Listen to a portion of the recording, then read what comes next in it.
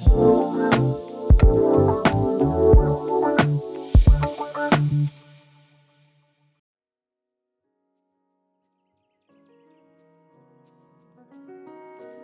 Christian Veterans provides a safe place for Christian veterans of color to discuss the challenges you face in your daily lives. Being a person of color has its challenges. Being a Christian has its challenges. Being a veteran has its challenges.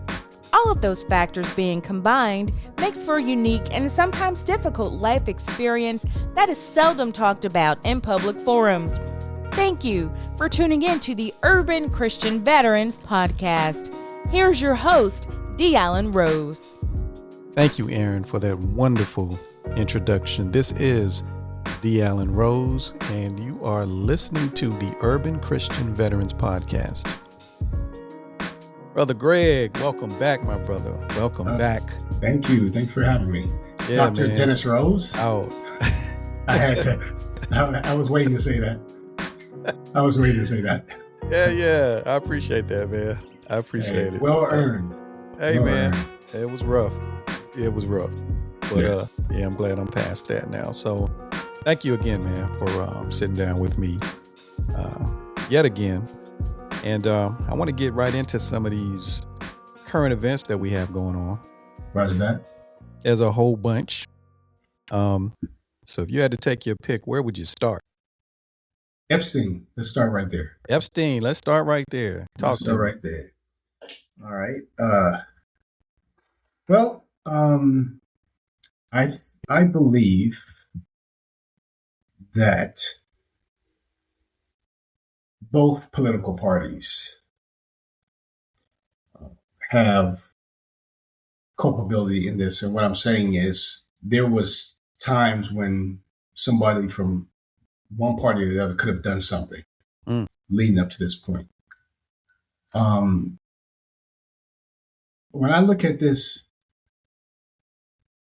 fiasco that has occurred, number one, let's start where does a 13 to 17-year-old child be put into this environment? How does that happen? Let's start there. How does a 13 to 17-year-old child, especially a female child, I know how I was with my boys and how stringent we were. How does a 13 to 17-year-old girl be put into this situation where these men have access to them like that? So that's number one. That's a question I've been in discussion with people, and I've asked, how does a 13 to 17-year-old young lady be put into a situation where these middle-aged older men have access to them in that way? That's number one. Number two, we know that crimes were committed. I don't think anyone will argue that fact, whether you're a Democrat, Republican, Libertarian, whatever. Right. Would all agree that crimes were committed. Because crimes were committed, then why hasn't there been movement toward convictions and punishment? Okay. Good question. What do you think? I'll get back to that. The third thing is we have the victims. Victim X, victim Y, victim Z have said such and such did this to me. Again, why hasn't this been approached or handled? You ask me what I think. I think it's people of power that it involves. We saw that Prince Andrew was one of the individuals that was brought forth. The British family took his title and I guess put him to the side. And now I think he's probably facing other charges when it comes to this. when you have people in positions of power, I think it's Ephesians 6 talks about this. We wrestle not against the flesh, but principalities and governments. And I'm paraphrasing. Yeah, I got you. I think there's a lot of powerful people that this is affecting, that there's not going to be any movement on it on either side, because I think there's people on both sides that's involved in this. And being in the military, you know the deal. I am no saint, but I will say this. There is no young lady, woman from my past that can ever come and say, I did something to her that was inappropriate. And there will be no person from that time that was underaged. Right. Let me stress, that was underaged that can come and say that I did anything inappropriate. So, it's okay. Let me throw this in there. Since you did mention the scripture. Yeah. Along those lines, if we are going to fully embrace that scripture, okay, and understand that this is not flesh and blood that we're dealing with, okay, then we just, I'm not a conspiracy theorist. Okay. However, I'm a believer. Yes. And when I put two and two together and look at some of the things that have been, public knowledge in terms of what has happened at some of these things, some of these events on the island, I have to believe that many of the things that took place weren't simply about some pleasure, right? Many of the things that took place have the characteristics of requirements from those who are separated from God, from Jesus. And when you look back, biblically, you see the sacrifices, you see all of the, I'll just put it out there, some of the nasty things that was happening, way back when. And if you bring that forward, where we a lot of times ask the question in today's world, how could this happen? Why would people do that? Well, what if they don't believe like we believe? And what if their belief is in someone else? And that someone else requires that. And, if that requirement is one that's in place that says you are required to do this, if you want to keep that power that you talked about a minute ago. Yeah. So, of course, the court system is not going to recognize that. It just, and maybe that's why when you mention people on both sides who were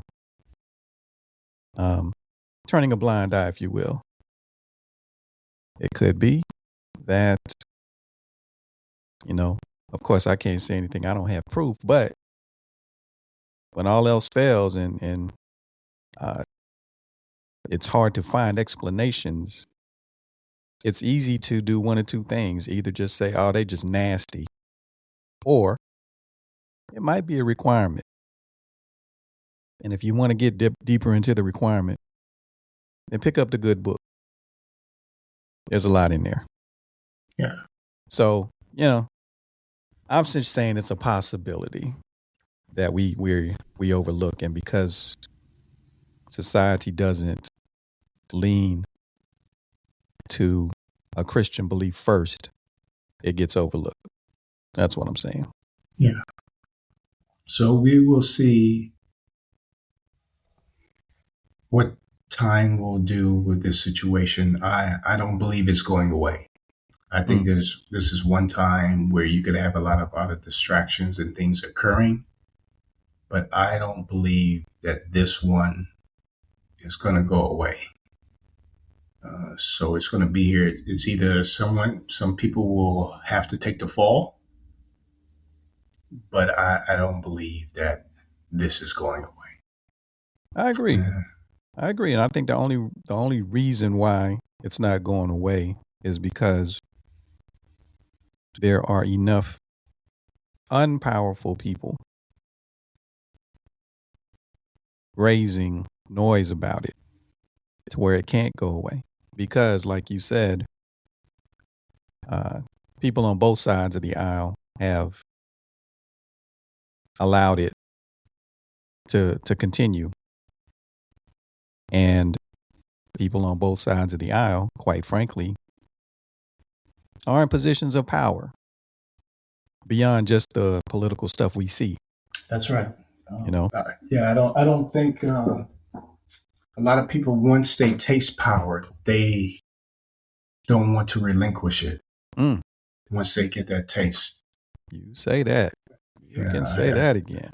Yeah, I think when some folks get to a certain level and they see what that level can bring them, they cannot walk away. I think the brother Dave Chappelle was one person who did walk away. Mm-hmm. And he would not acquiesce to some of the things that were being required of him. And he walked away. He went to Africa, figure that. Mm-hmm. Figure that. To find peace, to find grounding, to find himself. So, but well, you know, every time when you say that, the image that popped into my head was like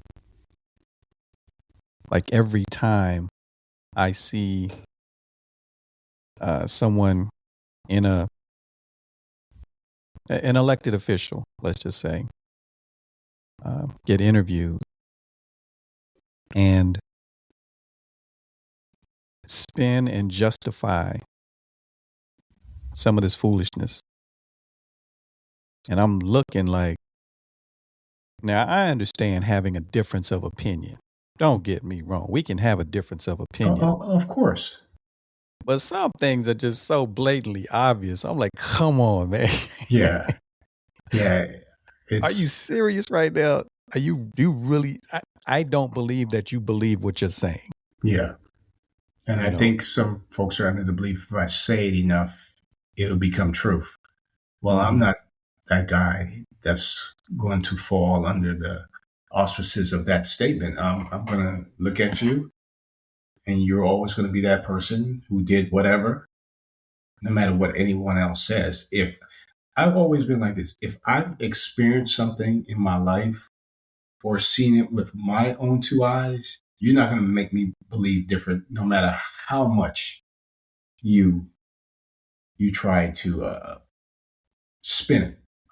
For instance, when I was afforded the opportunity to go to Egypt back in the 90s and see the pyramids for the first time and go inside the Egyptian museums and see the artifacts, then there are certain things you can say right now and you're not going to sway my mind one way or the other.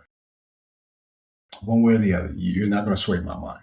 Because I've seen it for myself. I've experienced it for myself. I wish, my wife and I have talked about that. That's on the bucket list. I've never got the opportunity to.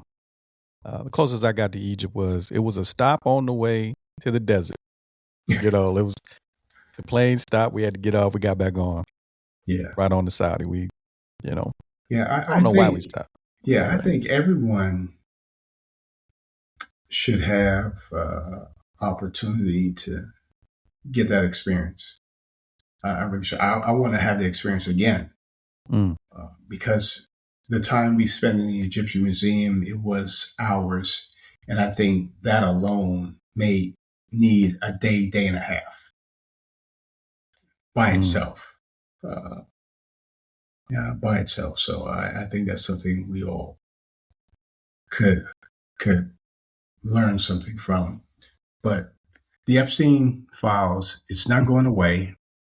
I think the noise is going to be continued to be made, and there's going to be some folks who are going to have to take the fall for it.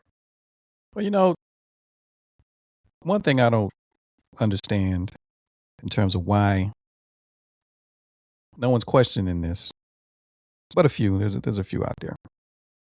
When it comes to the Epstein files, I don't hear mainstream media making the connection between the files and this war. The timing was, I'll just say, extremely curious. Yeah. I mean, if I recall correctly, the very week that this thing jumped off, there were new allegations or new revelations that came out of the files. And I believe, I don't want to misspeak, but I thought that there was a specific allegation from someone who was underage at the time against the president that same week. I was like, ooh, that's the first time I've actually heard that. Yeah. And the next thing I know, we attacking it. I'm like, that was curious. I heard Bannon, he's a Republican guy. Mm-hmm. I heard him say this. He says, if there's a change in the government, he said, we're all going to jail. I heard that. Did you hear that too? Yeah, I did. He said, because I'm seeing things that are done, say for instance, every year, and I'm sure you might have to do this too, there's a series of training that you have to take. There's privacy and security training. There's government ethics. There's the No Fear Act. There's EEO. There's a series of training that every government employee has to take. Mm-hmm. And let me hit on the government ethics part.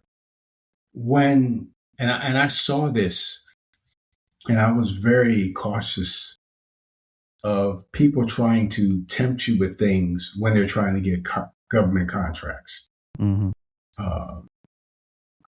I'm not saying it occurred directly to me, but people started tapping close to that line, and I immediately shut it off to let them know, I'm not the guy. You better try somebody else. Because there's no way you put me in striped clothing or orange clothing for pennies on the dollar. No, right. Not happening. I'm not that guy. But we all go through these types of training, and I'm seeing things, and I'll just list one. I wrote it down. A company was given a $143 million contract. One of the subs was connected to Kristi Noem. Now, this company at the time didn't have a headquarters, didn't even have a website, and was incorporated 8 days before the contract award. Now, Curious. And that information I heard from Representative Negus from Colorado, 2nd Congressional District, very sharp brother. And there was a similar contract done, I think, when Hurricane Maria came through. There was, I think it was a $340 million contract that was awarded. Now, that was pulled back after it came out that I think there was like 2 employees to the company and it just got, created. But stuff like that. And that was just one example I gave. There's many others. Because I noticed something, and even my brother-in-law, we were talking about this. When the president started saying things about the markets and we were watching, you would see the market be up and then it'll be a tremendous drop. Then it'll come up and then tremendous drop. So I got hip to it. So I went on to my TSP and I looked at, the different funds and what was being affected. And I put some on the government securities, but then I put a whole bunch, I think, in the I fund. And I was like, oh, and after that, everything went up. So I kept watching that, and I've gotten more and more in trading. And a lot of us, we don't do that. We don't watch the market because we weren't taught this. But it seems like when something was said and you went and looked at the market, you saw, if you looked at some of the bigger stocks, NVIDIA, Palantir, anything AI, if you looked at certain things that were said, you saw maybe a dip in the market previously, and then when something was said, all of a sudden it shot up, and you would have saw that there was a lot of action on certain stocks the day before they went right up. And there's, yeah, go ahead. No, I was just going to say that market manipulation. Yeah. We know that it's been going on for decades, right? Yeah. But my man is so blatant with it. Like, it's with the crypto, amongst a slew of other things, right? It's so blatant, and now the big thing is the what are they called? The predictive, where the betting. I don't forget what the name of that stuff is, where people placing bets on world events, and they curiously placed a big bet on the attack on Iran, hours. Was it even hours? Was it like within the hour? And somebody came up big. And like how do you know that that's going to happen? And so everybody, I guess it's all about what you can prove. But after a while, you're like, come on, man. Yeah. We know what you're doing. Yeah, I think it's not. I believe. Well, let me say this statement. One thing I think Trump has done correctly, and stay with me. He has exposed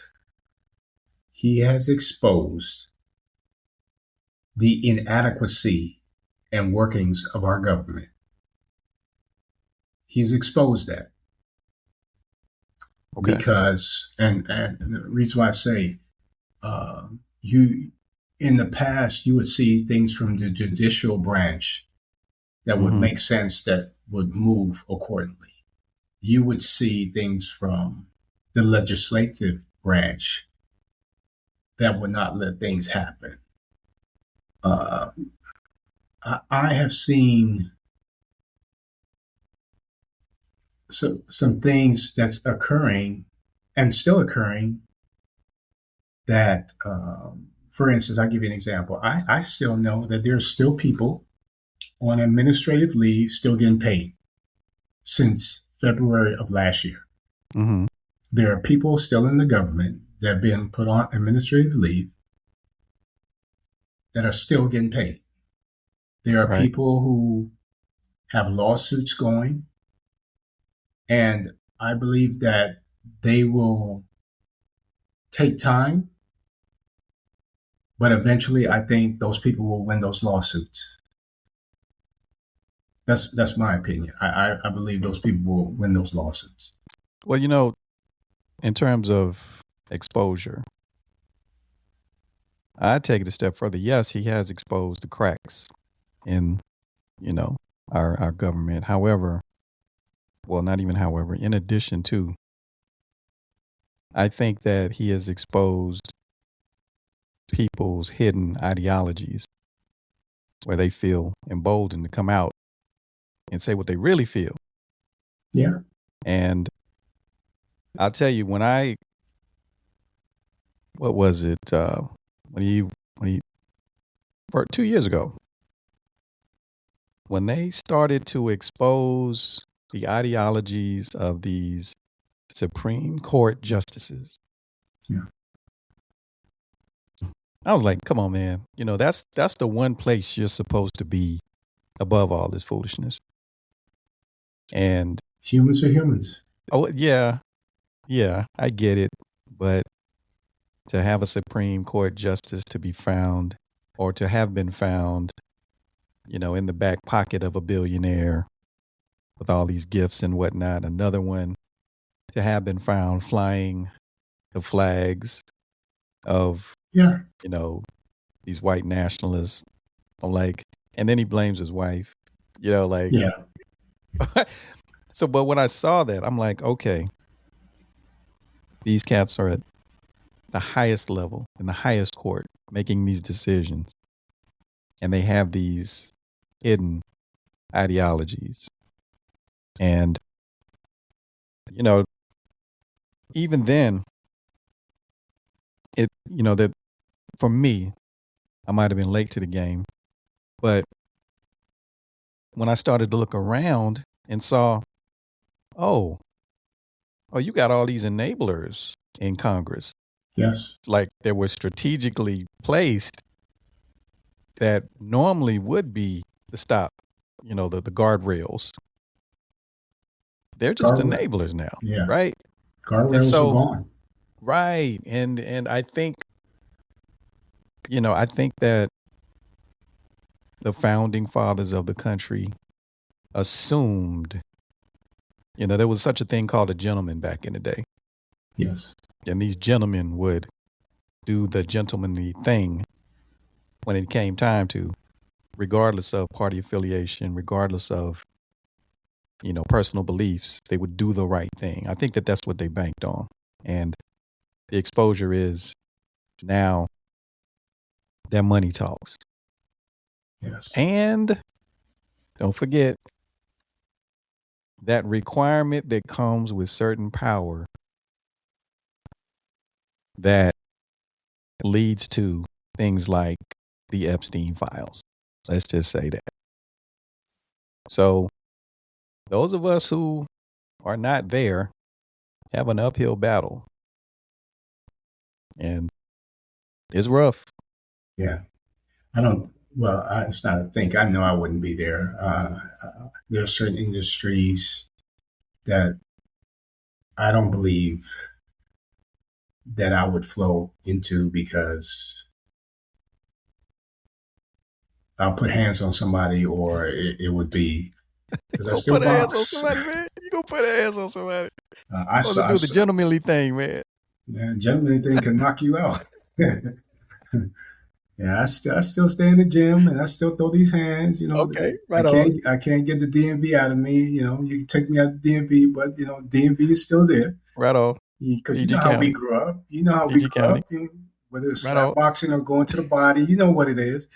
I still box. Yeah, but it's there's a lot of things that's going to occur, man. I came across a video and I saw this guy, and there's some things that I agree with because I've been saying this. I think number one, there needs to be limits on your time in service for the legislative branch and for the judicial branch. I think there should be time limits. I believe also, I think it was, I forgot how many years ago, that the Supreme Court voted that a corporation was a person. So therefore, you can contribute all this money to these candidates. That's where the PACs come from, the super PACs and all that. I think we need to get rid of that. And it should be brought back into the people's hands. That'll force candidates to really have to hit the ground and meet the people and express what you're trying to do and your views and hear their views. I think that needs to be brought back. I believe there should be some type of committee created on ethics to oversee the judges of the Supreme Court. And I also believe that the Inspector General departments of all agencies have been hamstrung. Mm-hmm. And I believe they should somehow, some way should be a separate entity where the executive branch has no parity over them. There's a lot of things from what I've just sat back and just seen have occurred over the last year that needs to be fixed. If there is a change in parties as far as who's over the legislative branch, I think first order of business is to break a broken government.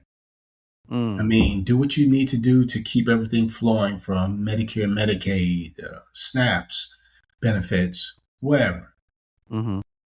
But first order of business, they need to fix the government so that something like this does not ever occur again. That should be the first order of business, because it's just been over a year and there's a lot of things that have been broken and will need to be corrected. Well, so what about the military, right? So in what aspect? Okay, two aspects. One, we see the dismantling from above, right? The top generals being let go, those who have a backbone being let go. So that's one aspect. But then the other, like, if you had the opportunity, seeing what's happening right now, the war that's going on, if you could say one thing to young people thinking about joining today, like, what would you say to them? I would say if you're not willing to stand on your morals when given direction that is immoral and outside of regulation, that's very key. Outside of regulation and immoral, if you're not willing to stand on your laurels, don't join. Don't join. Because you go in there and with what's going on now, if you do stand on your morals, there's a good chance you might get a dishonorable discharge. And you know what that could do to a career. That's like a scarlet letter on you going forward. Mm-hmm. While, the honorable discharge like you and I have, it can be very helpful for you. Right. So I think I would say think very clearly, because you may be asked to do something that you do not agree with morally, and it might just be way outside of operational regulations. So the young people who may get put in harm's way. Yeah. Me and someone else, my previous guest, were discussing this. He's a former first sergeant, and I asked him the question.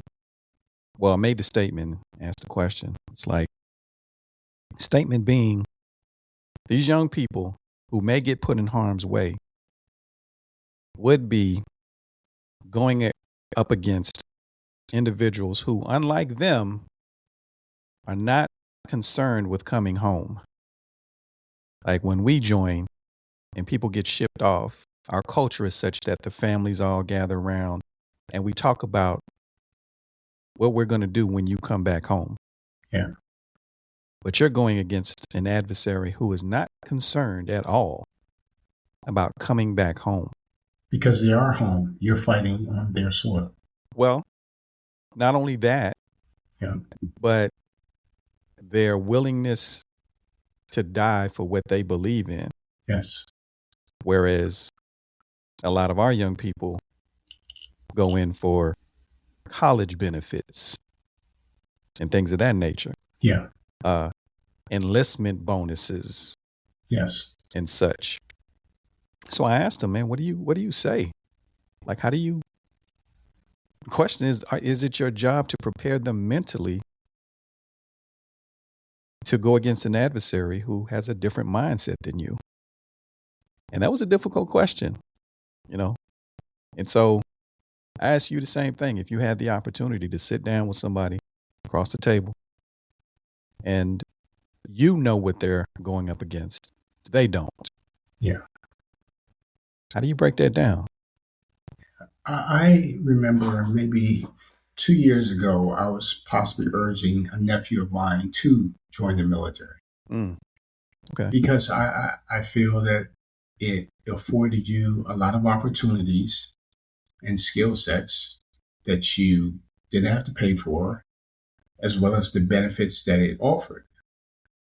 And I think if you're an individual and you do not have any direction, you don't know what you want to do, I think the military is a good stepping stone for that. Mm-hmm. And it doesn't mean you have to do the hoo-ha thing. You have to be in the dirt or whatever. There's a plethora of jobs you can do in a support role that gets you these benefits and gives you opportunities to maybe travel and experience different things. And I've always thought that about the military. For an individual who may not have the direction like I didn't, or I didn't sit down with a guidance counselor. I didn't have anyone saying, you got to pass this SAT score, this ACT score, and, keep your grade point average so you could get into this college. That wasn't on my radar, but the military served as an avenue for me to where I was able to parlay that into a good career and giving me the ability to support my family. But now? Now, talk to me about now. 2 years later. When you have top generals, highly decorated generals, admirals, colonels, senior NCOs, senior officers who are not on the buy-in, who are stepping away. And these are people, I've looked at a lot of these people, looked at their resume. These aren't some Rudy Poop ate up individuals. These are some very sharp people, some coming from West Point, some coming from the Naval Academy, some coming from the Air Force Academy. A lot of these folks are very sharp, and when they are stepping away because of what's going on, that should tell everyone something. Should tell. Now, granted, they're not supposed to be political when you're in the military. But we all know you could always tell what side certain individuals sway to. You and I, we could tell. Right. Yeah, we could always tell. But by the same token, at least there was some type of, okay, yeah, I might not believe what you believe, but there's a certain code of conduct and standard that's set that even though we might be on a different political venue, we're going to hold to this. We're going to hold to this. And I don't see holding to this, whatever that is, that standard is fraction. It is fraction. So, I thought I knew the answer. I thought I knew what I would say to a young person.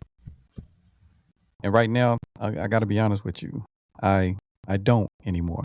Yeah. Because there's layers to this now where, one, I stand firm on my faith. That's one aspect of it. The other aspect of it is when a young person goes in, it was a time where you could at least have confidence in the top levels of our military to do the best they could to take care of those lower enlisted people. Yes. And when I see those individuals getting taken away and being replaced by, look, DEI replacements, right? I mean, getting replaced by lesser qualified individuals, lesser experienced individuals. I get concerned about the lower enlisted. Yeah. And so I think the exclamation point for me was the very first casualties, the first 6 that lost their lives in this war that wasn't even necessary and still can't be explained. That changed things for me. That's another aspect. But then I guess, I think about my sons. And obviously,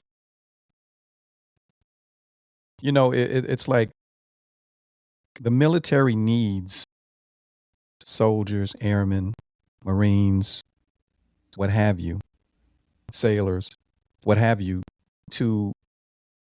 you want people at the gate that are willing to do what they need to do to keep us safe.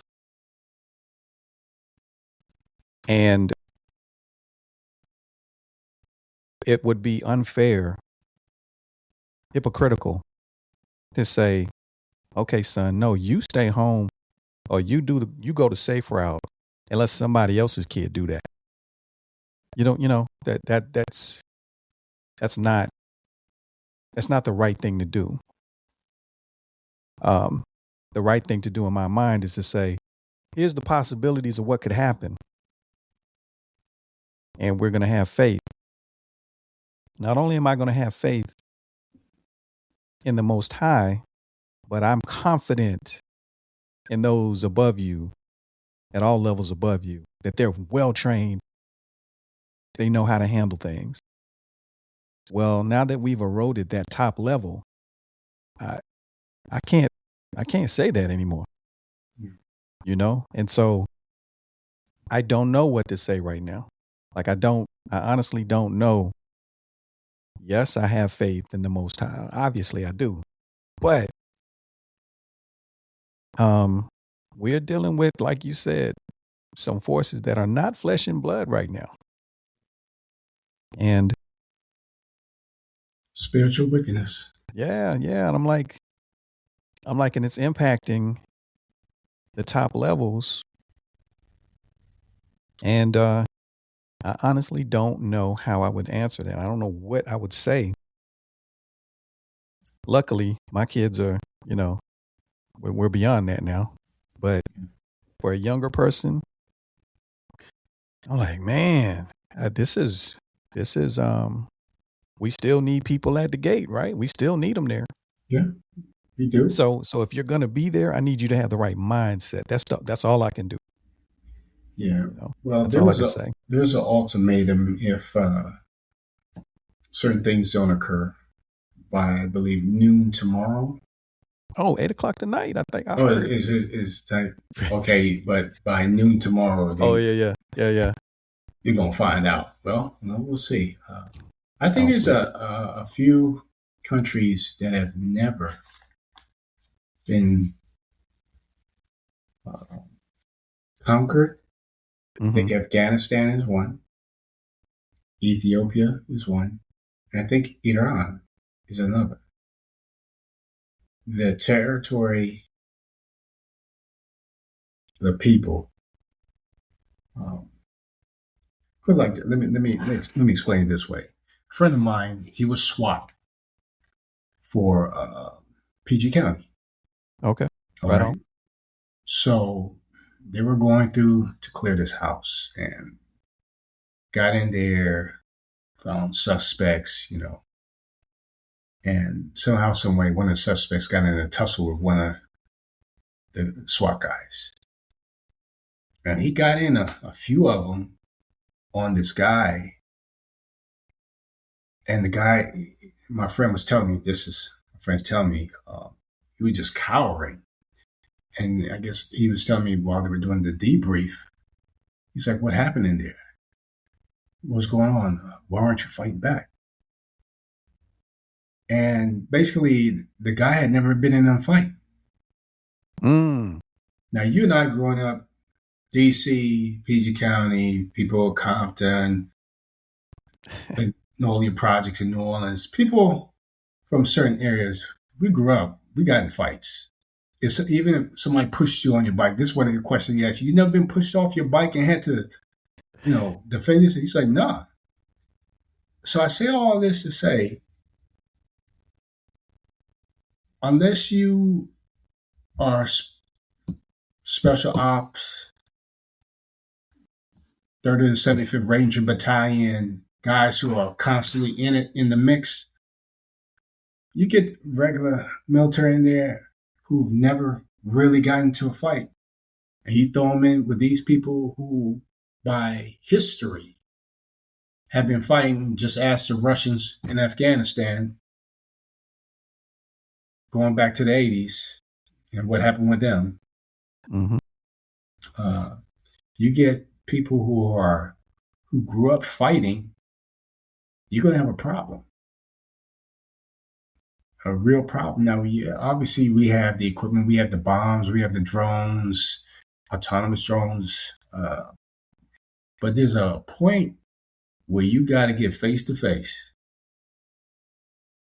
And once you get face to face, everybody ain't grow up in the DMV or in Baltimore or in Compton or Watts or New Orleans, Houston. And I could go on and on.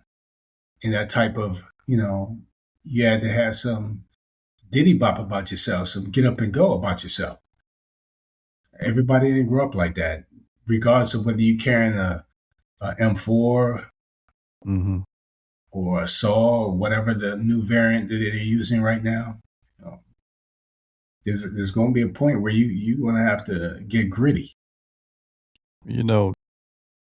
What's funny is, as you were talking, you're saying words and memories are popping into my head, right? No, but I think one of the most important things you're saying there is, like, for us, and it's funny, throwing hands, right, was done as recreation.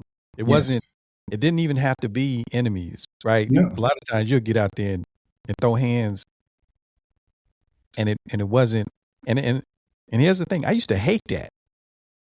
Like, I didn't like that, but somebody always want to throw hands with you, and we're not enemies. It's just a thing to do. Yeah. So when you grow up in that environment, like if any of the cats I grew up with are listening to this right now, they know what I'm talking about. Yeah. They know, D Rose wasn't one to be out here, like, I wasn't that dude, but it's like, you causing me to throw hands on the regular, and I don't want to, but after a while, it just became, it's a norm. What we doing? Like, what we doing today? Like, who? Yeah. Like, and it, I was a late bloomer, so it took a minute for me to understand that all these cats around me, they jockeying for position. Yeah. You know what I mean? The hierarchy.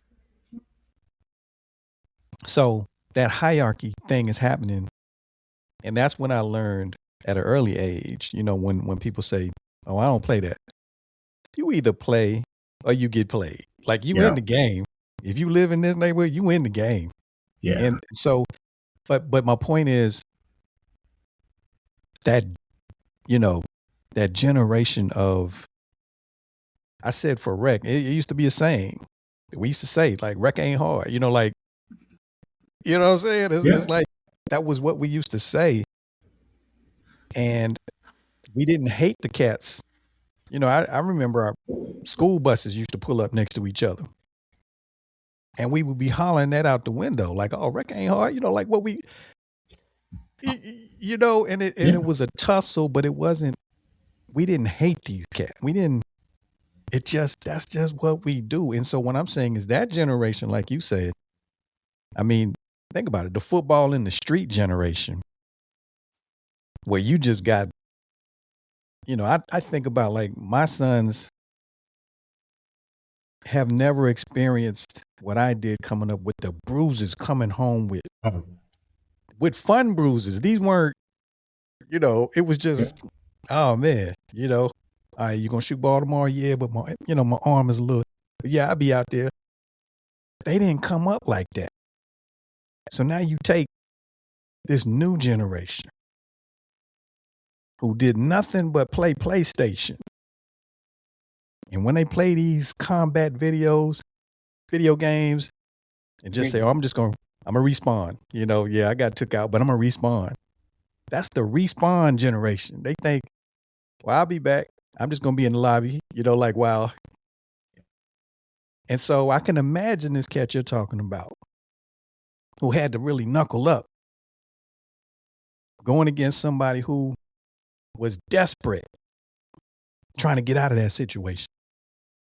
I think about our young service members today. That's exactly what they're running into or going to run into. Somebody who was willing to throw hands when you was looking for a college education. Man, I'm just here for some benefits. So that concerns me. Totally different mental perspective. Yeah, that concerns me, man. So yeah, it's where we are. It's definitely where we are. Strait of Hormuz. What you think about that? Bruh, you know what? Until this happened, I really hadn't never heard of it. Like, I never really thought it was a thing until this conflict happened. And I'm saying to myself, okay, even if it's a problem, why don't they just go handle it? But then when I started, I wasn't even doing research. Information was just coming my way. Yeah. It was like, okay, our military, our naval ships have to be far enough away. If they're going to launch cruise missiles, it takes 45 minutes for the cruise missile to get to any target over there from where we are, from where the boats are parked. Because they have shoulder-fired rockets that can reach them from the shore, fire and forget and take off before anything happens. I'm like, and so that's how they're holding this, right? They're like the most rudimentary, pop out of a hole, sink a ship, disappear, and your nearest. This is guerrilla warfare. This is nothing new. The Viet Cong did it during Vietnam. The Japanese did it. Afghanis did it against Russia. Our forces experienced some things similar in Iraq and Afghanistan. Hit, go, hit, just like a little gnat that keeps bothering you. You keep swinging at it, it's there, but it's being an irritant, and that's something that's going on. But there's always a money aspect to this, and I haven't had a chance to really look, but I know oil companies, they have no problems with it because all they're going to do is pass the increase in price on to the consumers. People have to get the gas. I saw when my son was still in school in Southern Cal, all his friends with some other fancy cars, they wanted to ride with him because he was driving a Toyota Prius. And that Prius that could get about 50 miles a gallon, when the gas prices are over $6 a gallon, it makes a difference when you're driving that Jeep Cherokee over there. But people have to go to work, man. You know how many soccer moms is about to get jacked, man? It's pushing these Priuses, man. Yeah, man. No, that's a very good point, man. And I'll just say, man, I hate it for like all the service members that are in and are Yes. about to go in that have to go deal with this, because we know that, you're going into a battle, but these battles don't end when the uniform comes off. That's right. right. Yes. And we're going to have a whole slew of people. We already do, in fact, that have come back injured, that are now having to live with something. And here's the difficult part.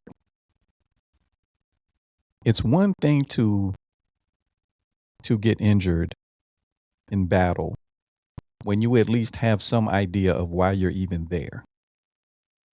But when you have no clue and no one can explain to you why you're even there, and then something bad happens, and then you have to come home and deal with that Mentally. Yeah, it's a lot.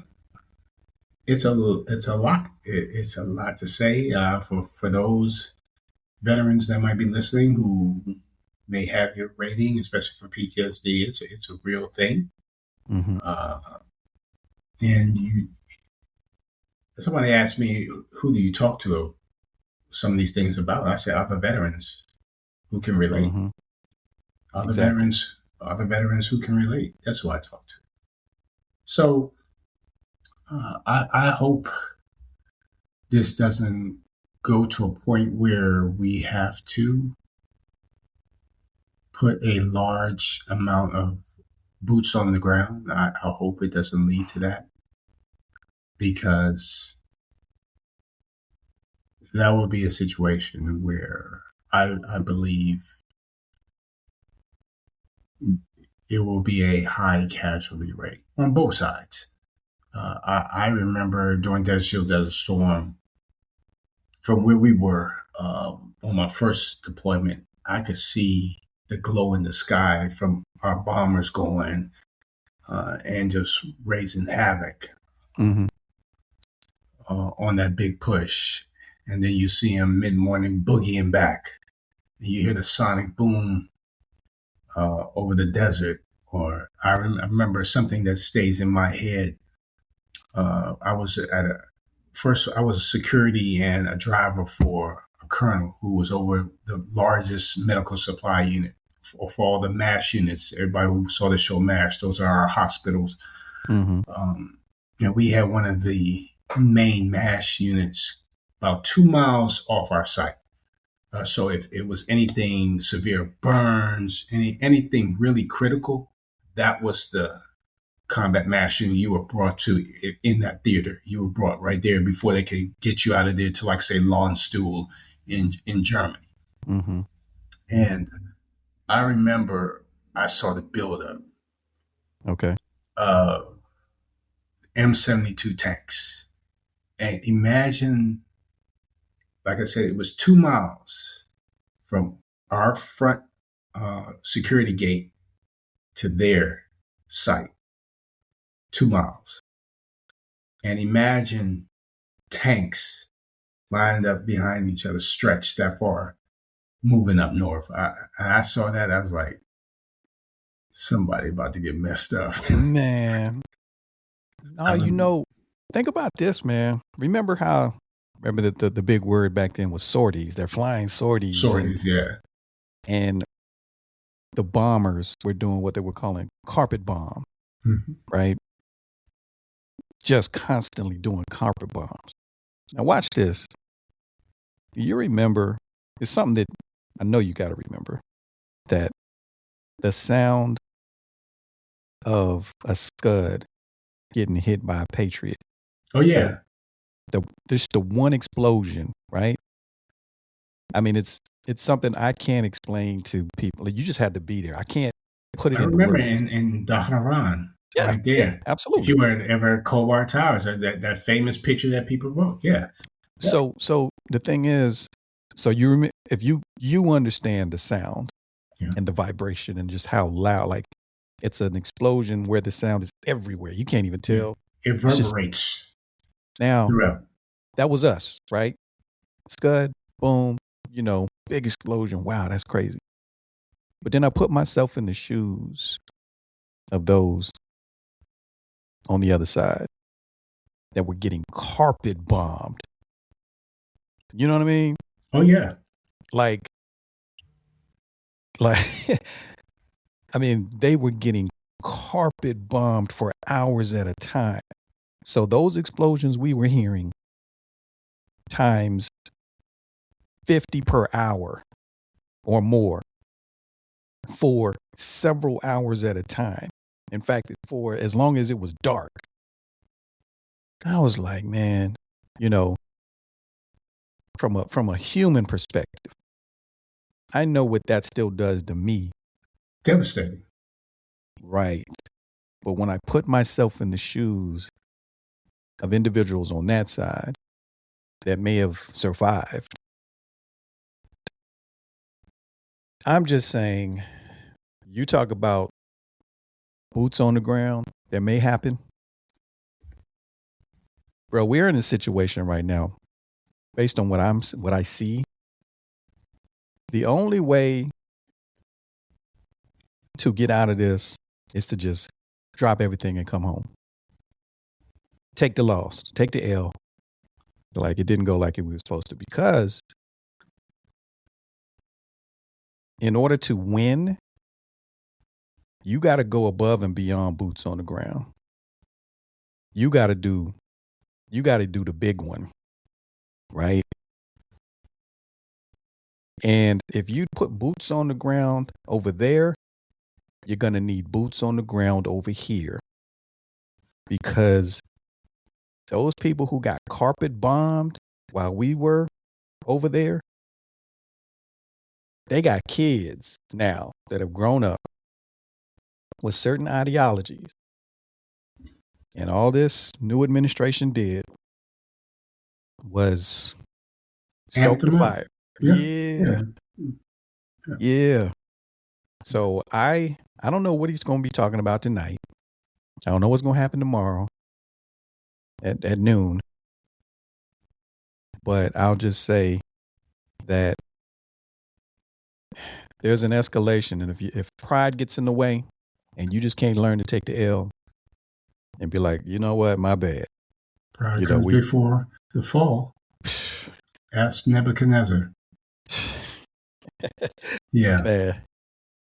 Yeah, pride comes before the fall, man. Nothing new under the sun, right? I mean, so that's where it is, man. And I just can only do, all we can do is yeah, I'm stocked up here.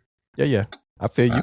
I'm stocked up here, and everything's clean, ready to go. Got my gear. I gotta get a new walkies. Mm-hmm. I looked at these new ones. I'm gonna get those. I think that's the last thing I got. But I'm looking pretty good here. Can I just say this, man? And I hate to have to say it. The problem that we face is that you're looking pretty good, as many of us are. But the problem is the last few years have shown us that we don't necessarily know who the enemy is. You know? That's concerning to me. Verify everything. Zero trust. That's an IT term you should remember. Zero trust. Verify everything. That's how I am. Verify everything.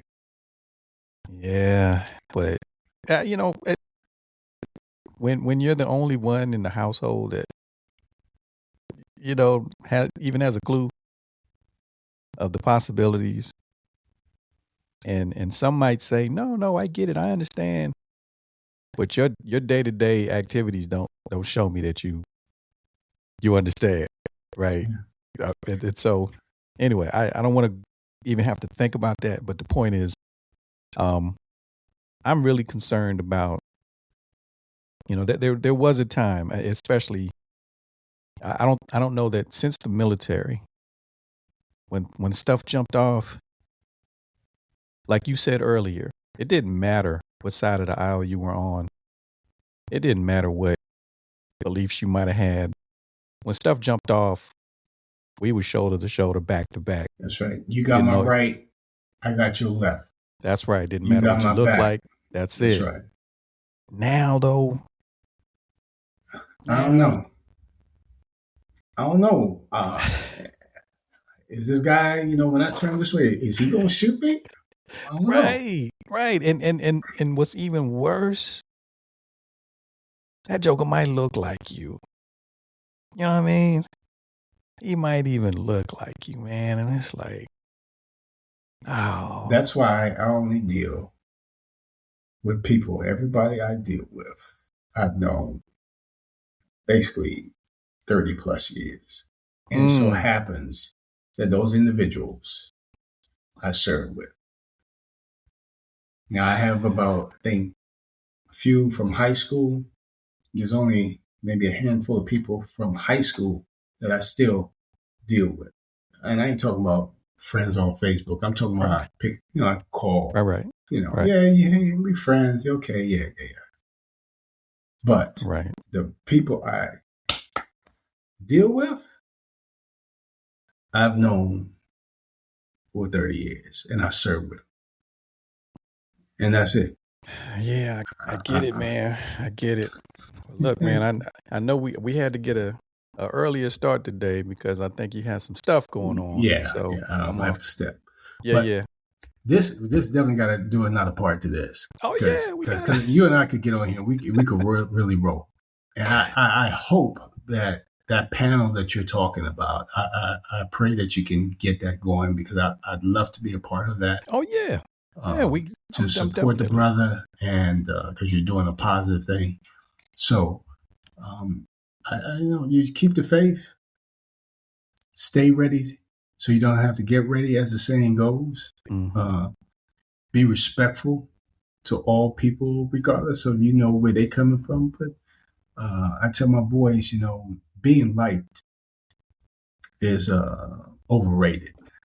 What you want is respect.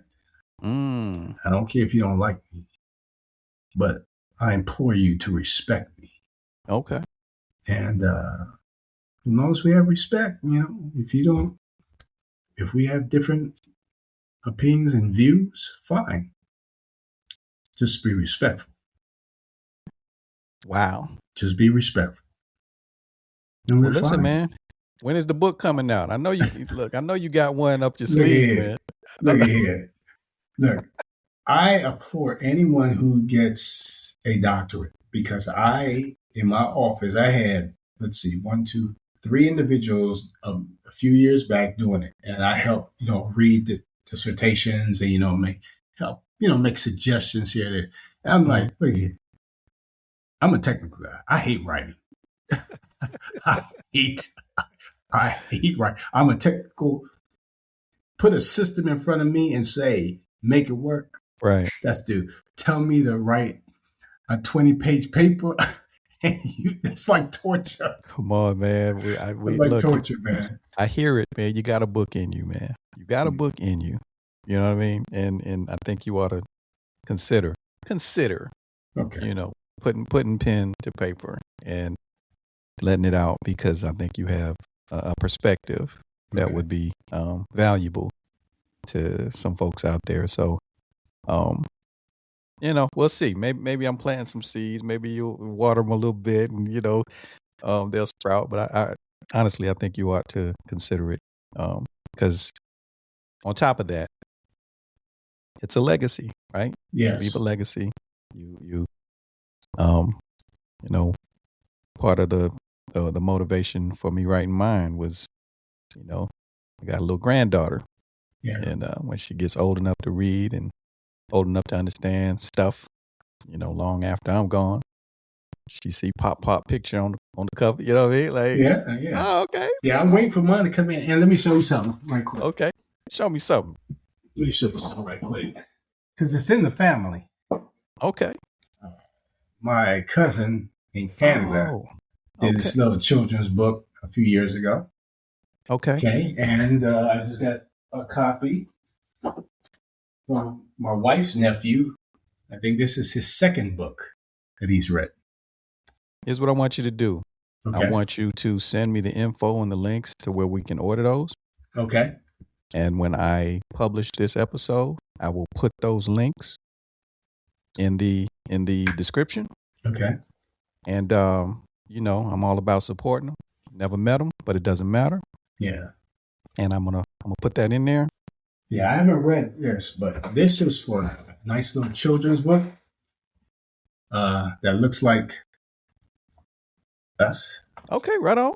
Right on. So I'm gonna big up my cousin. He still ain't signed this bad boy, but when I go up to Canada, he better be signed this so I can What's put his this name? up in Theophilus Williams. Sound like a writer. Yeah, Theo Williams, Okay. but his name is Theophilus. Okay, Williams. well, let's do that. Let me send me his info. Send me the link to where and I'm gonna purchase some myself. Well, a copy of each one of those.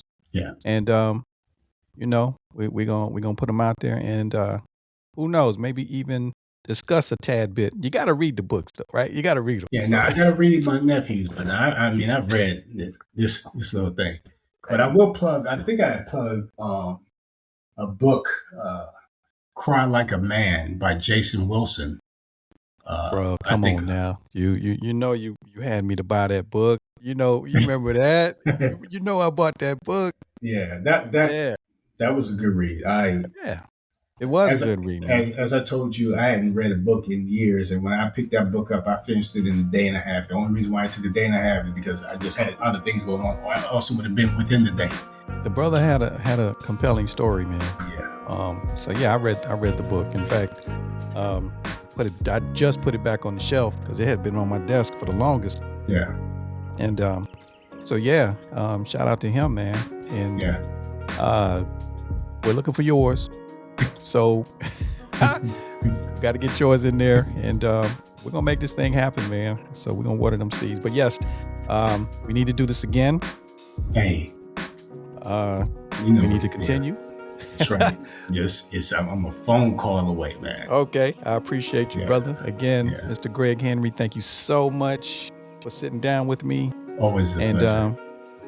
As always, man, much love. I'm praying for you, brother. You. Thank you. I appreciate that. And I'll do the same for you. Dr. Dennis Rose. Thank you, brother. I appreciate you, man. All right. Take care.